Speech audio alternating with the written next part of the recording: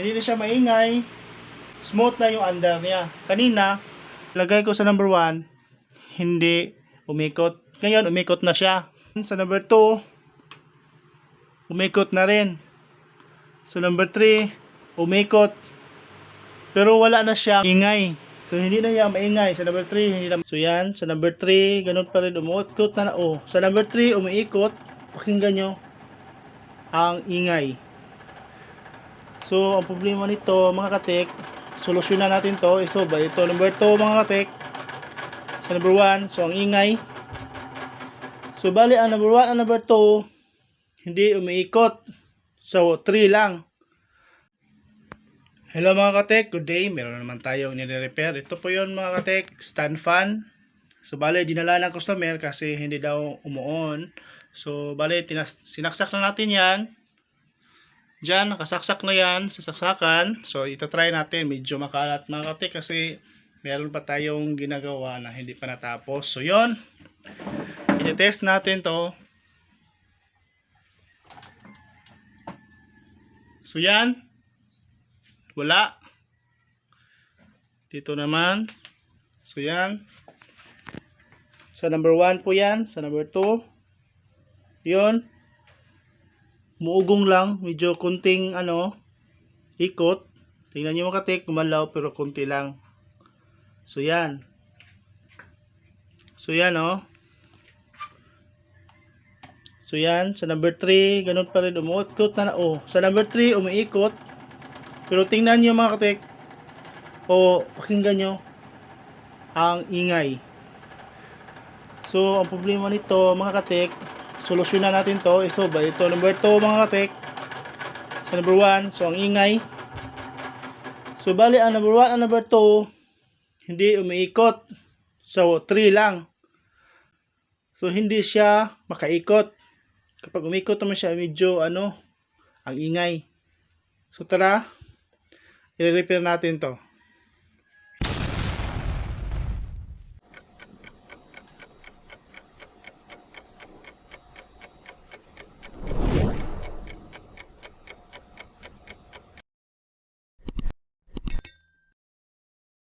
So yan mga text, i-unplug ko na. So bali, tanggalin natin to. So yan. Check natin yung bali, ang chinek ko mga katik is ito yung shafting at saka bushing niya. So check natin. Medyo okay naman. So yan. So dito tayo sa may motor. So yan.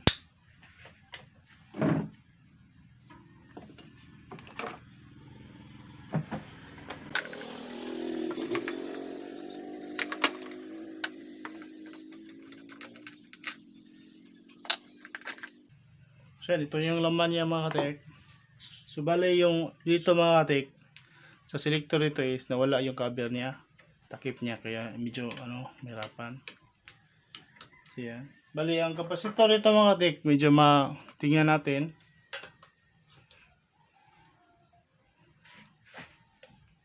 So yan. Bali ang kapasitor lang nito is 1 microfarad lang. So medyo maliit lang.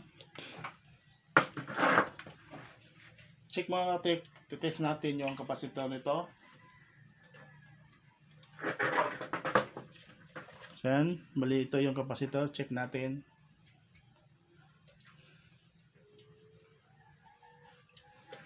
At yung winding niya, check natin. So yan, first mga katek, titest natin yung kapasitor nito. Nakalagay lang natin sa 1 times 1 times 1. So bago natin i-test, i-calibrate muna natin to. Idikit nyo lang dito. Adjust nyo papuntang 0. So yan, okay na yan. So bali ang kapasitor mga katek, pag-testing ng kapasitor, bali pabilisan lang to. Bali ito yung sa winding niya. So bali ito na. Ito yung kapasitor. Hindi ko na lang tinanggal. So yan, test na natin. Isang paa. So sa isang paa, dapat mga tek, palo balik agad. So yan, test na natin. Medyo may reverse po natin. Yan, meron. Baliktarin natin mga katek. Reverse natin. Yan. Ibig sabihin, okay pa yung ating kapasitor. Yan, may palo. Yan, may palo doon sa ating multitester. So, i-test natin yung winding nito.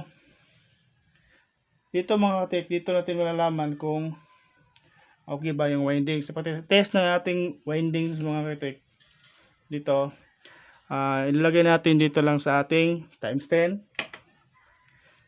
So, yan, naka times 10. Calibrate na natin. So, i-adjust lang natin pupunta 0. So, yan. So, bali ito yung nasa kapasitor. So, dito natin iti-test.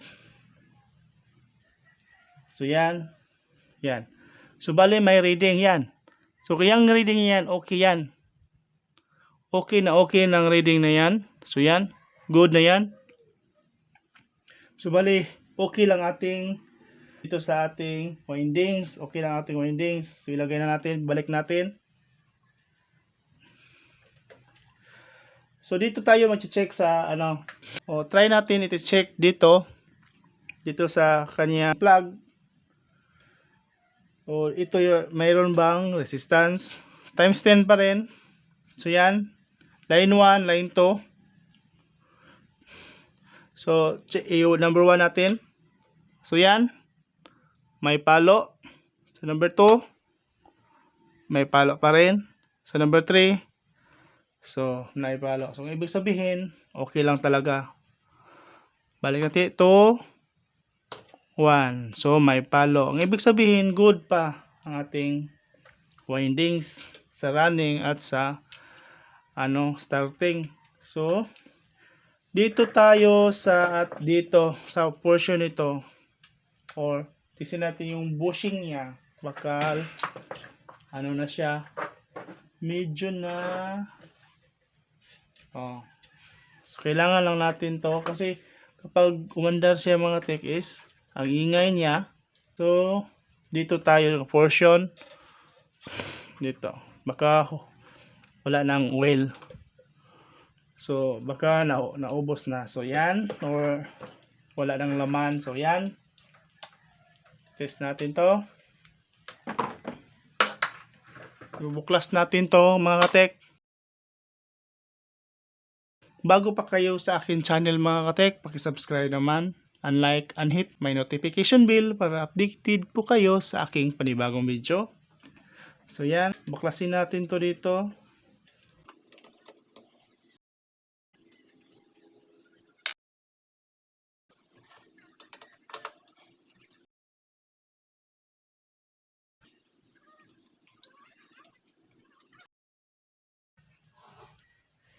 So yan mga katek. Kunin natin to. So yun, tingnan nyo mga katek, medyo wala nang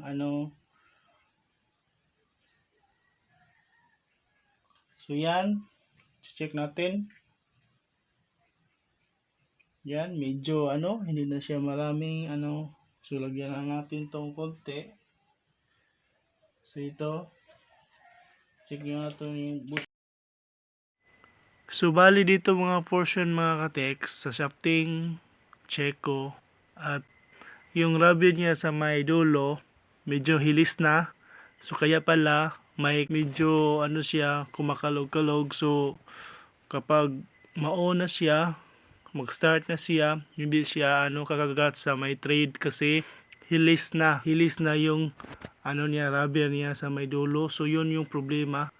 So tapos lagyan din natin to langis para may madulas. So yun lang, konting langis o lana, padanglog lang yan. So yan, konti lang. So yun mga katik, medyo malambot na siya.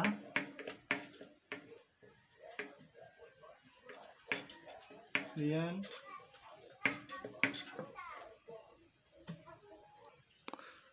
So bali mga katik, binaklas ko dito nga portion mga katik ha. So kinuha ko na, binaklasin natin dito nga portion.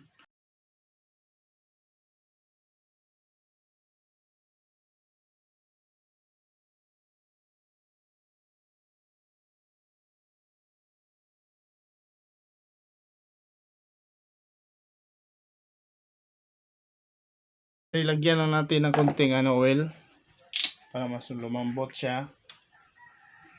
Ito yan. Bali, nilagyan lang natin ng baby oil mga katek para lumambot siya. At saka para kumagat yung thread niya, yung bushing niya sa may dulo, nilagyan ko ng konting rubber kasi siya, medyo hilis na siya. Nilagyan ko na lang, pwede kayo gumawa at madali naman itong gagawin. So yan, nilagyan ko para hindi siya maalog-alog na, para kagagat yung thread niya. So yun lang ginagawa ko at wala akong gastos kahit piso. So yun lang.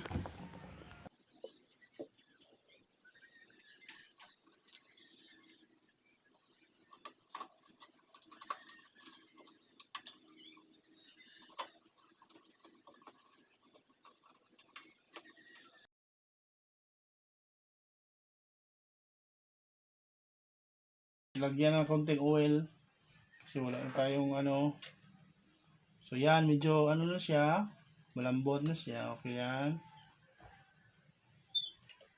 So yan. Tapos ito, balik natin to. So yun.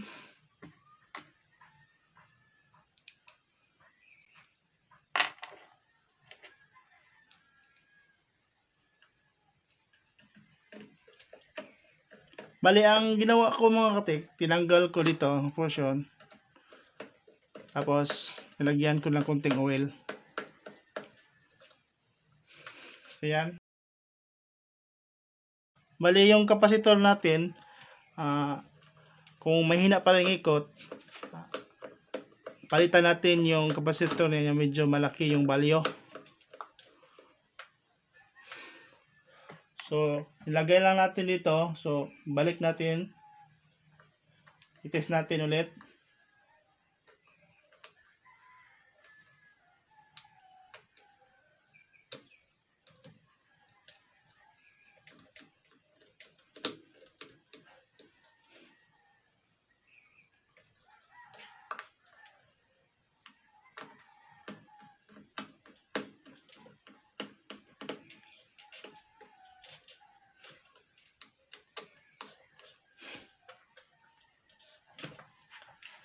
So yan, nabalik na natin, nabalik na rin yung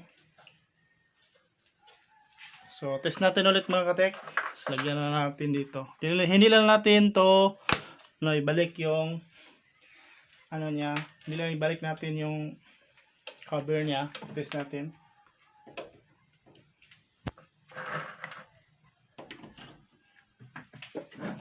Test natin.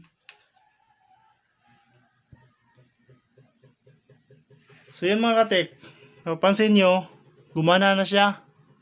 So yan, umandar sa number 2. So yan, ang lamig ng hangin mga katek